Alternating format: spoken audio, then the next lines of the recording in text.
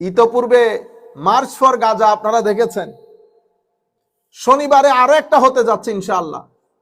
আগামী শনিবারে আমি বাংলাদেশের সকল পীর ঘরানা সুফিয়ায়ে কেরাম যারা আছেন, বাংলাদেশের আপামর জনসাধারণ তো আছেনই, বিশেষ করে সুফি ঘরানা, আমি পীর সাহেব বৃন্দদেরকে বিনয়ের সাথে অনুরোধ করব, গত 2 বছরে আপনারা যেখানে যেখানে যেতে বলেছেন গিয়েছি, কোন ধরনের প্রোটোকল আপনাদের কাছ থেকে ডিমান্ড করি নাই।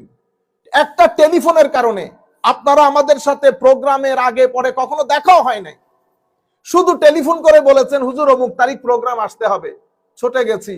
কই চট্টগ্রাম, কই পাবনা, কই চট্টগ্রাম, কই খুলনা, কই চট্টগ্রাম, কই সাতক্ষীরা, কই চট্টগ্রাম, কই আটরশি, কই চট্টগ্রাম, কই জামালপুর, সিরাজগঞ্জ, যেখানে যেখানে যেতে বলেছেন। উদ্দেশ্য একটা ছিল যে আমরা সবাই এক টেবিলে বসি, আমরা একসাথে হই। আমরা একসাথে হলে সত্যিকার দ্বীন ইসলামের যে বাণী সেটা তরুণ প্রজন্মের কাছে পৌঁছানো আমাদের জন্য অনেকাংশে সহজ হয়ে যাবে।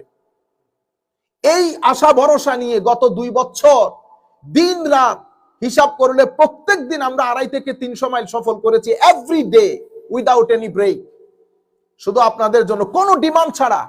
এক একটা টেলিফোন করেছেন, শুধু এক একটা টেলিফোন, এক টেলিফোনের বরকতে আসতেও বলি নাই যে ঘরে এসে দেখা করেন আপনি কে, কোত্থেকে দাওয়াত করেছেন, না।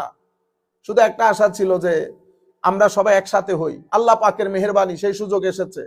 আগামী শনিবার আপনাদেরকে দাওয়াত দেওয়া হচ্ছে। আমরা প্রত্যেক মানুষের রিপ্রেজেন্টেশন দেখতে চাই। 8 থেকে 10 লাখ মানুষ আপনারা একসাথে হবেন, ফিলিস্তিনের পক্ষে কথা বলবেন। আরো যেখানে যেখানে মুসলমানদের উপর নির্যাতন চলছে, চাই সেটা ইন্ডিয়াতে হোক, চাই সেটা বার্মাতে হোক, প্রত্যেক নির্যাতিত মুসলমানের পক্ষ থেকে আমরা শনিবারে আওয়াজ তুলব ইনশাআল্লাহ। এবং আমি সমস্ত পীর ঘরানা, আমি যাদের নাম নিচ্ছি আপনারা চিনেন, আমিও সবাইকে চিনি। সোনাকান্দা দরবার শরীফে আমরা পরপর 2 থেকে 3 বছর গেছি, শুধু একটা টেলিফোন।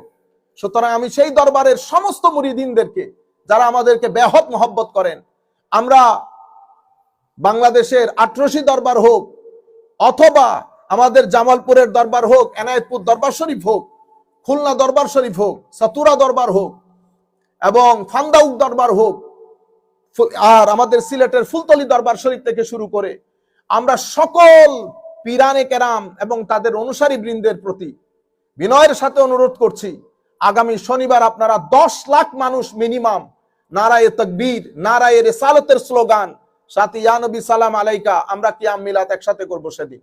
শুধুমাত্র ফিলিস্তিনের জন্য না, যেখানে যেখানে মুসলমান নির্যাতিত হচ্ছে আমরা বিশ্বকে জানান দেব যে আমরা ঐক্যবদ্ধ।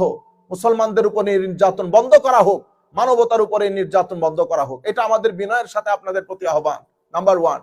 নাম্বার 2 হচ্ছে সরকারের সর্বস্তরে আমরা অনুরোধ করছি, আমরা ফেসিস্টের বিরুদ্ধে বা সমস্ত প্রকার অন্যায় অসত্যের বিরুদ্ধে আমরা সেদিনও ছিলাম, আজকেও আছি, মৃত্যুর আগ পর্যন্ত থাকবো।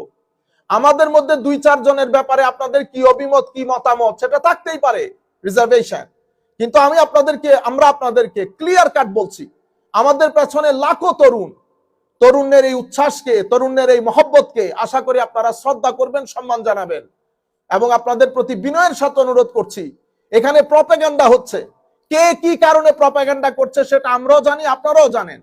সুতরাং আমরা আশা করব লাখো তরুণ, আমরা আহলুস সুন্নাহ ওয়াল জামাত, সুফিয়ায়ে কেরামের জামাত, আমাদের সমস্যা হচ্ছে আমরা অতীব ভদ্র। আগেও বলেছি, আমরা 10 লাখ মানুষ একসাথে হব, গ্যারান্টির সাথে বলছি গাছ থেকে একটা পাতাও পড়বে না। আপনারা বিশৃঙ্খলার চিন্তা করছেন, আমি আপনাদেরকে বলছি গাছ থেকে একটা পাতাও পড়বে না, যেভাবে আগেও পড়ে নাই, এখনো পড়বে না, ভবিষ্যতেও পড়বে না। এটা আমাদের সবচেয়ে বড় দুর্বলতার জায়গা। আমরা গাড়ি ভাঙতে পারি না। গাড়ি ভাঙতে পারলে, হাতে লাঠি টাঠি নিতে পারলে হয়তো আপনারা শ্রদ্ধা করতেন, কিন্তু আনফরচুনেটলি ওই কাজটা আমাদের পক্ষে সম্ভব না। আবারও আপনাদেরকে বলছি, আপনারা ডান বাম না দেখে, কোন ধরনের প্রপাগান্ডার শিকার না হয়ে, পুরো বাংলাদেশ ব্যাপী একটা ঈদের আমেজ বিরাজ করছে, আমাদেরকে আসতে দিবেন। এবং ইনশাআল্লাহ আমরা কথা দিচ্ছি, শৃঙ্খলার সাথে আমাদের ছেলেরা আসবে, শৃঙ্খলার সাথে ফেরত যাবে। ধন্যবাদ সবাই।